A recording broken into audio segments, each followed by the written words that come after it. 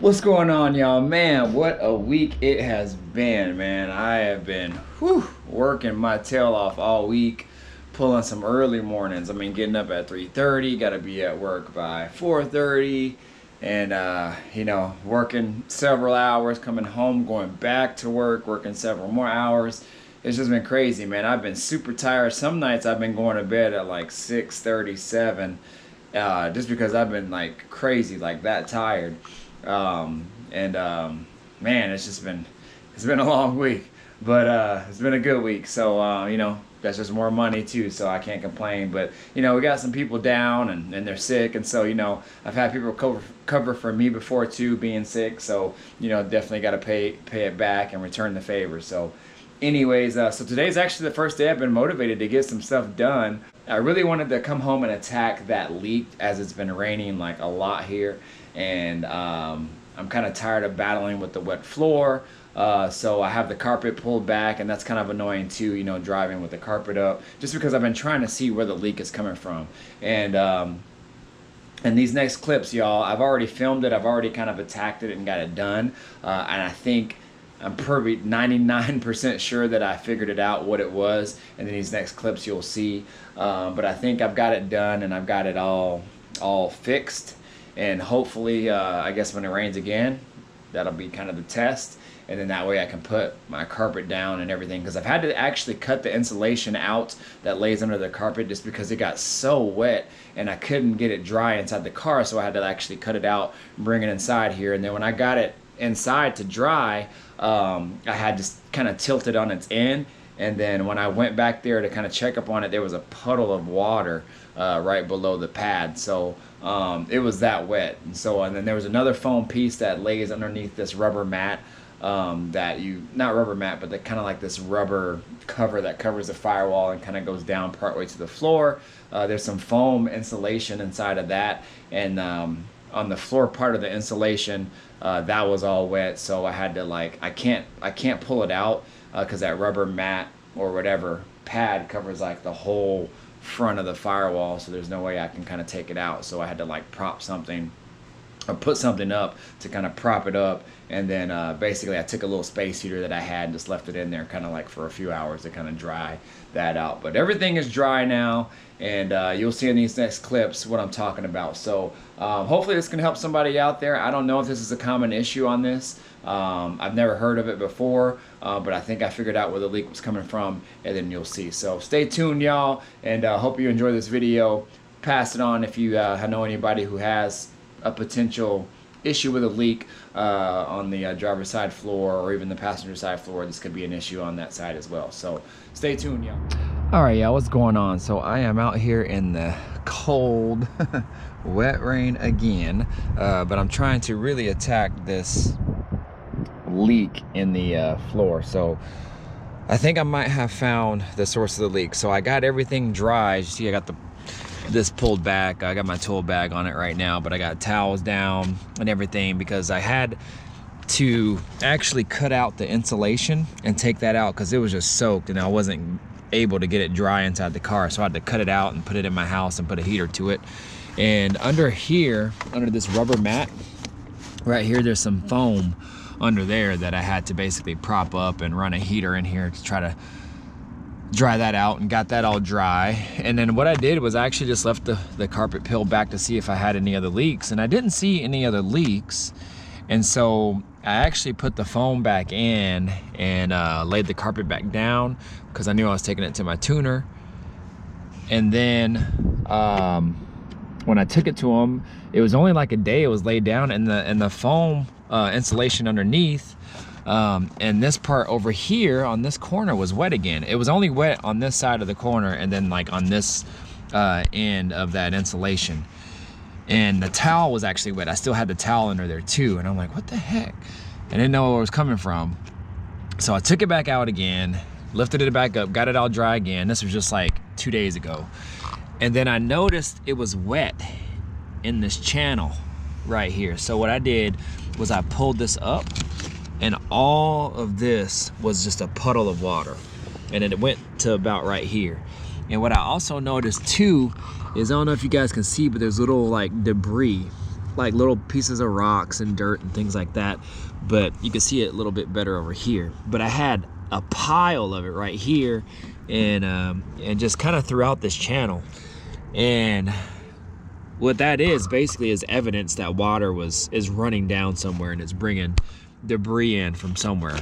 And so what I did was pulled this weather stripping off. It basically just goes, it's one long piece. It goes up along here, and down. But if you can see right here how it's perfectly just kind of clean, nothing there. But then as you get to here, you can see dirt right here, and then it kind of gets a little bit cleaner here, and then it kind of comes back, and it's kind of like sporadic. You can see like where there's like little areas of trails of water, which ends up being dirty water, and it kind of just comes out, and then you can see it gets really heavy along here.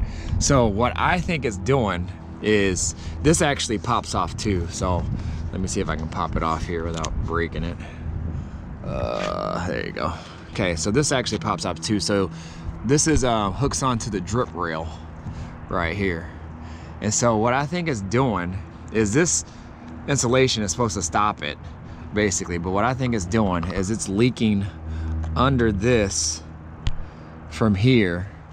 Somehow it's leaking under here. This is the trim that goes around the window, probably coming from up here, and it's leaking down under here, and then it's getting underneath the weather stripping here. So this is where this rides right here, and what I think it's doing is it's getting under here, and it's just riding all the way down and getting past the water stripping or the weather stripping inside of here, and it's puddling down there. That's the only way that this is able to come in, unless there's a hole, you know, cut in the floor or rusted through or something like that, which I don't see. Everything looks really clean, and it kind of looks recent because all the water that I got out was pretty clean. So what I think I'm gonna do, just for a little added assurance to see if this works, is I'm gonna just go ahead and pull this back, and I'm gonna take this off. I'm gonna take this off here, and what I got is some of this foam window seal, and I've used this a lot in the past. They make a more pliable version, which is this, and then they make a heavier duty version, which I use actually for a lot of different things as far as my builds go. It's black and this one is gray. So what it is basically just a window seal that sits on the bottom of your window, so that way when you kind of lift it up and down and you close it, basically it just makes a seal to the bottom of the window right here. And it's water resistant. It's kind of like foam tape basically, and it's self-adhesive, and you can use it to seal doors and all kinds of stuff. So I got this from Lowe's. I've used it for a really long time in various builds. I actually also use this type of foam for like sealing around like interior door speakers, especially if I need a little bit of added kind of like a thickness, then I'll use it for door speakers as well. It's excellent for that, y'all. It's only like $3, so I got this for $3, a little bit smaller, and I got this a little bit thicker. So I'm going to use this one inside here. So I'm just going to take it off and just kind of wipe it down and hurry up and do it before it kind of starts raining here. But I think this is the source of my leak, and as you can see, I mean it's been doing it for a little while, and I think it's what this is doing is when the rubber seal is on, it's actually getting past the seal and going inside here, and it's probably riding along the inside and then eventually just puddling down here. So that's why I had a bunch of water here and water wetness over here, then eventually just moved over forward, but that's why it wasn't wet really over on this side or back behind the seat. So let me go ahead and attack this, and I'll kind of just show you what I'm doing. Yeah, so it's definitely leaking water in here. It's just super wet in here, then dirty from water, and you can just see it's just been dripping down the whole time. So I'm just gonna go ahead and clean this up, and then this is actually the piece of the trim, and it's just kind of just dirty and just grimy in there, y'all. So I'm gonna go ahead and clean this up here, and then I'm gonna put some of that weather stripping in here, and then just kind of see if that helps out. It should help out, actually. So here we go. So I put the weather stripping on, and I think hopefully this will work. This is the piece here that was sitting on here around the window, and I think water was getting past either somewhere over here and dripping underneath it and then coming down. So what I did is put this weather stripping, comes in a roll like this, and I just kind of sealed it, so that way if water does get past here, then it would just go kind of well, basically it would be blocked, and if it did get inside, then it would just run along the inside of the seal versus getting past it. So I think that'll work, especially with the weather stripping that's already on there. And then I'm going to put another piece right here to kind of block it, since this drip rail is separated right here. That could be another problem area as well, so I'm going to put another piece there too. But I think that should work, y'all. And so I'm gonna go ahead and put this back together, and then call it a day. So sometimes you gotta, you know, kind of just MacGyver your own stuff together and just make stuff work. So hopefully this will work, and this will solve my issue with the water leaking. I think this is my culprit, and I hope I'm right. And here's also another reason why I think it's getting inside of that channel where it mounts to right here. If you can see how it's kind of rusted there. I don't think it's supposed to be like that.